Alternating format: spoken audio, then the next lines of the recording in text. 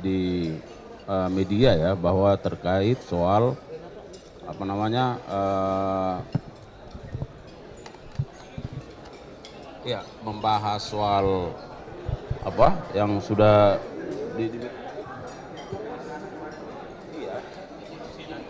ya, terkait soal perizinan ilegal dan masalah tindak pidana korupsi. Nah, terkait derivasinya seperti apa nanti kita tunggu bagaimana apa arahan-arahan selanjutnya dari Pak Jaksa Agung. Tapi bahwa karena ini sifatnya arahan yang sudah disampaikan oleh Bapak Presiden kepada Bapak Jaksa Agung dan dihadiri para jaksa agung muda teknis, maka tentu seperti yang disampaikan oleh Pak Jampidum tadi, para jaksa agung muda tindak pidana umum akan membuat satu kajian ya, satu formula terkait dengan apa yang sudah diarahkan oleh Bapak Presiden. Nanti kita tunggu aja perkembangannya ya.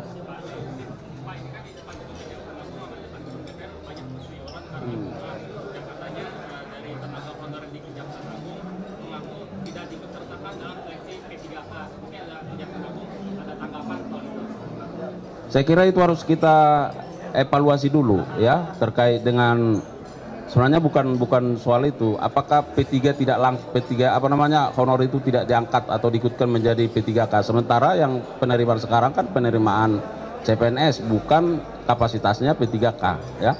Kami nanti akan coba konfirmasi juga kepada personal ya, aturannya seperti apa sih sehingga sampai ada seperti itu ya kan. Karena yang setahu kita bahwa teman-teman di daerah itu yang selama ini masuk dalam tenaga PPNPM ya, mereka ikut ujian dan pada lulus, ada yang lulus.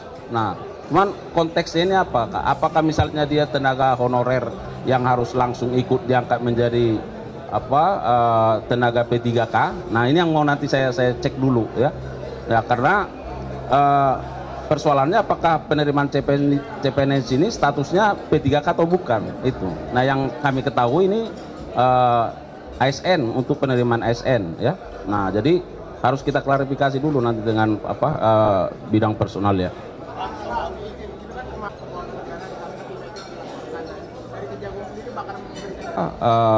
Lingkungan yang melakukan perhitungan terhadap kerusakan lingkungan ya, yang sekarang dilaporkan katanya ya. Tentu kita harus mengacu kepada hukum acara yang ada ya. Kalau kita membaca tentang keterangan ahli dan bahkan undang-undang terkait soal perlindungan saksi dan korban, di dalam pertimbangannya itu justru disebutkan bahwa ahli dalam memberikan keterangannya itu adalah bersifat mandiri dan harus dilindungi ya. Oleh karenanya tentu kami sebagai institusi ya negara yang meminta perbantuan terhadap ahli untuk melakukan perhitungan ya, tentu kami akan melakukan langkah-langkah juga ya. Nanti kita lihat perkembangannya seperti apa. Nah, yang perlu kita cermati juga, kami sudah sampaikan bahwa dalam putusan pengadilan tindak pidana korupsi, di sana sudah dinyatakan bahwa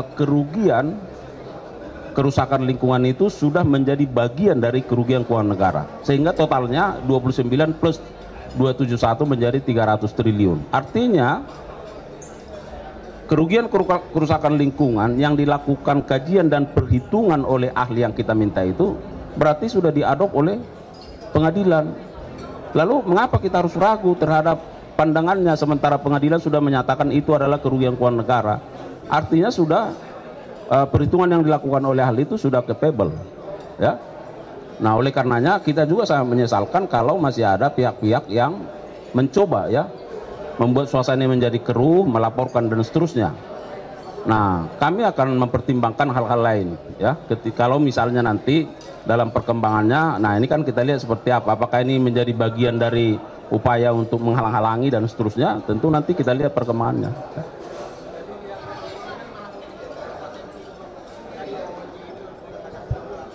Makanya nanti kita lihat dulu seperti apa ya. Nah, sekarang kan kita juga belum tahu prosesnya di bubble kan. Apakah laporannya itu misalnya dikembalikan atau ditindaklanjuti dan seterusnya. Yang baru kan kita dengar hanya ini soal penerimaan laporan terkait soal itu ya. Penegasan nanti akan melindungi ya Pak ya? Tentu, karena yang meminta itu kan negara. Yang meminta untuk melakukan kajian perhitungan itu kan negara melalui kita ya. Dan ingat bahwa auditor negara melakukan perhitungan terhadap kerugian keuangan negara itu. Jadi ahli lingkungan itu membantu, ya, memberikan kajiannya, pandangannya, pikirannya, pengetahuannya sesuai dengan keahliannya. Lalu yang menghitung itu kan auditor negara. Siapa? Kita minta bantuan dari BPKP dan hitungannya 300 triliun lebih, dan oleh pengadilan itu disetujui berdasarkan putusannya menjadi kerugian keuangan negara seluruhnya. Yang di situ terdapat beberapa item, ada kerugian keuangan negara 29 triliun plus kerugian kerusakan lingkungan totalnya 271 triliun. Nah, sehingga berarti kita secara logika hukum kerugian kerusakan lingkungan itu sudah menjadi kerugian keuangan negara. Nah,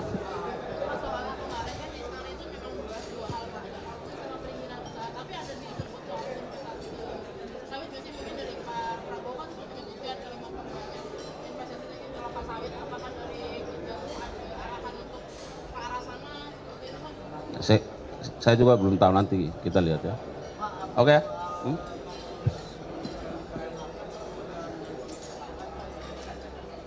Ya kan saya juga sudah sampaikan ke media.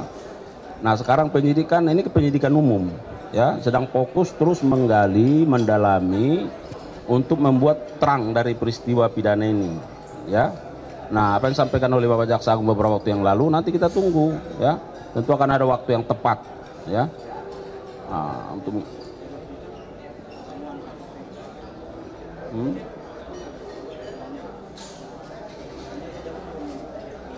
ya itu juga masih terus didalami, ya, masih terus didalami. Beberapa waktu yang lalu Jampisus juga sudah memberikan keterangan kan, ya, penyidik akan terus mendalami karena misalnya kalau misalnya ZR menyatakan ini dari A, kan tidak semudah itu juga kita menuduh A, kan itu juga harus dilihat bagaimana mensreanya, aktus reusnya, keterkaitannya seperti apa. Nah, itu kan harus perlu didalami. Makanya Pak Jampisus beberapa waktu yang lalu menyatakan bahwa penyidik akan terus mendalami terkait soal 920 plus 51 itu, ya. Kalau nanti sudah ada diumumkan, ya.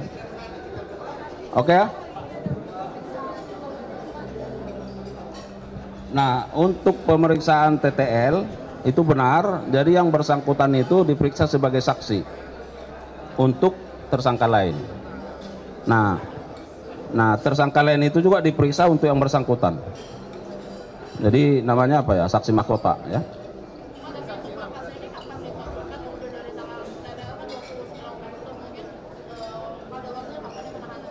Ya kan penahanannya masih banyak, kemarin sudah kita jawab, ya.